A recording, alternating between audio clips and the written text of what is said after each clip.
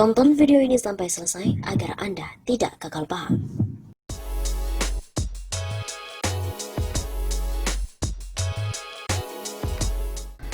Wahyu Setiawan hanya membual soal dana tidak terbatas untuk Harun Masiku. Tudingan adanya dana operasional tidak terbatas dari tim hukum DPP PDIP, Doni Triustikomah yang disampaikan kepada mantan Komisioner KPU RI, Wahyu Setiawan dinilai hanya bualan belaka. Begitu penilaian dari pakar politik dan hukum Universitas Nasional Jakarta, Saiful Anam menanggapi pengakuan dari terdakwa Wahyu Setiawan yang menyebut bahwa Doni pernah mengatakan punya dana operasional tidak terbatas. Pengakuan Wahyu itu disampaikan saat sidang dengan agenda mendengarkan keterangan terdakwa di Pengadilan Tindak Pidana Korupsi atau Tipikor pada Pengadilan Negeri Jakarta Pusat pada hari Senin 20 Juli yang lalu. Menurut saya itu hanya bualan belaka karena tidak mungkin Doni bisa memberikannya. Kalau misalnya Doni bisa, dari mana asal uangnya? Ucap Saiful kepada kantor berita politik RMOL pada hari Rabu 22 Juli. Bahkan Saiful katanya jika benar adanya dana operasional tak terbatas, diyakini juga bukan berasal dari mantan caleg PDIP Harun Masiku, yang merupakan tersangka dalam perkara dugaan suap terkait pergantian anggota DPR RI terpilih 2019-2024 fraksi PDIP Dapil Sumsel 1. Kalau dari Harun Masiku, tidak mungkin. Karena kalau ia banyak uang, tentu Harun Masiku akan menggunakannya untuk pemilu 2019 yang lalu.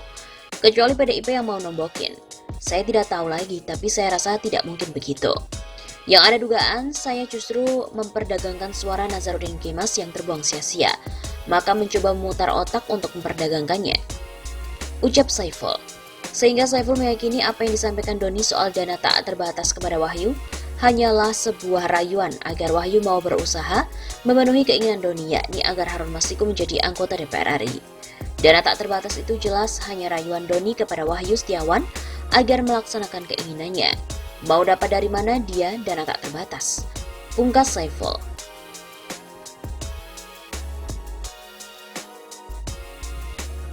Sebelumnya juga diberitakan bahwa Wahyu Setiawan mengajukan justice kolaborator.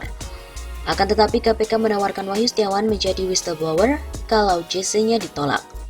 Ada opsi lain yang disarankan oleh KPK kepada terdakwa Wahyu Setiawan bila permohonan justice kolaborator ditolak. PLT juru bicara KPK Ali Fikri mengatakan, mantan komisioner KPU RI itu bisa melaporkan tindak pidana tertentu di luar kasus yang menjeratnya atau dikenal dengan istilah whistleblower. Perlu juga kami jelaskan, kalaupun tidak dikabulkan sebagai JC saat ini, silakan terdakwa bisa menjadi whistleblower. Ucap Ali kepada kantor berita politik RMOL pada hari Selasa 21 Juli. Pengajuan whistleblower katanya bisa dilakukan dengan syarat harus menyertakan data dan bukti yang jelas di mana disampaikan kepada lembaga anti rasuah. Dipastikan KPK akan melakukan verifikasi dan menindaklanjutinya apabila memang kasus tersebut menjadi kewenangan KPK sebagaimana dalam ketentuan pasal 11 Undang-Undang KPK. Begitu kata Ali.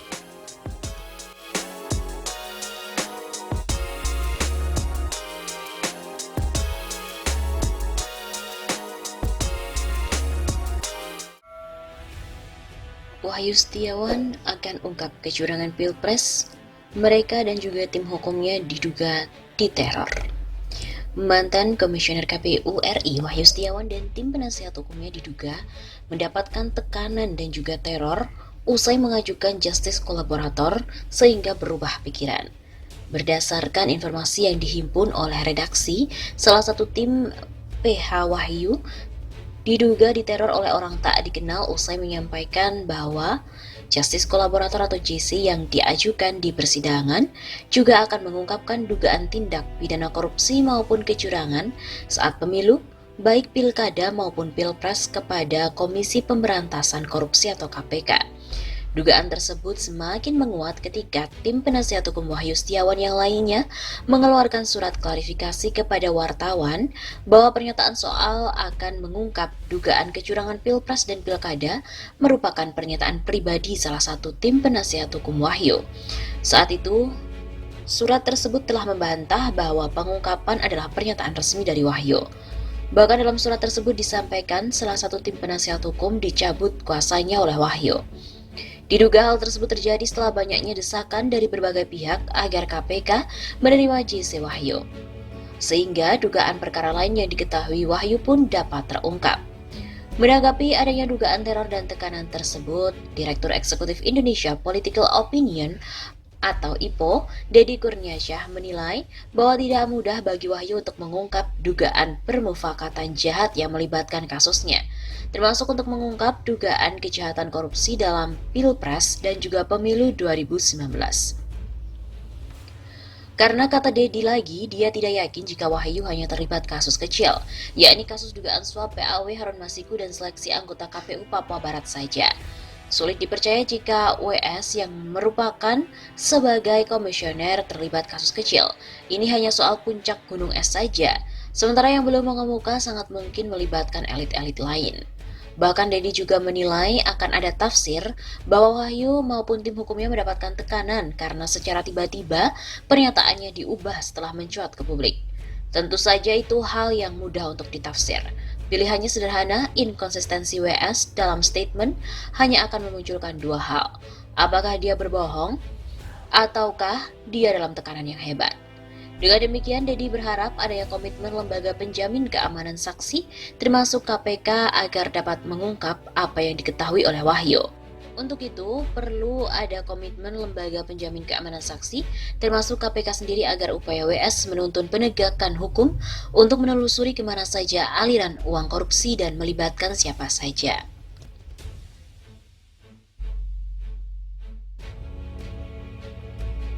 Setelah heboh akan bongkar kecurangan Pilpres, ex-komisioner KPU Wahyu Setiawan pun berikan klarifikasi.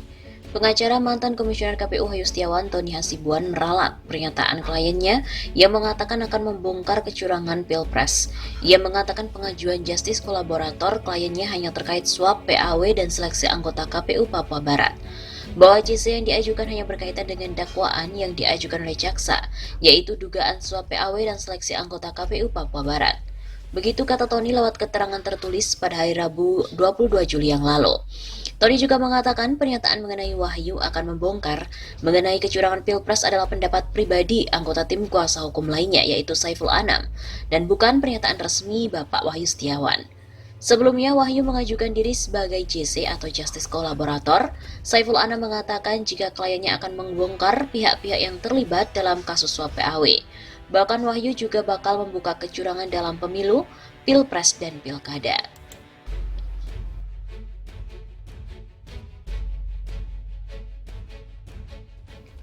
Pengamat pun mengatakan bahwa kemungkinan besar dari pihak yang khawatir kecurangan pemilu 2019 terbongkar, akhirnya menekan Wahyu Setiawan.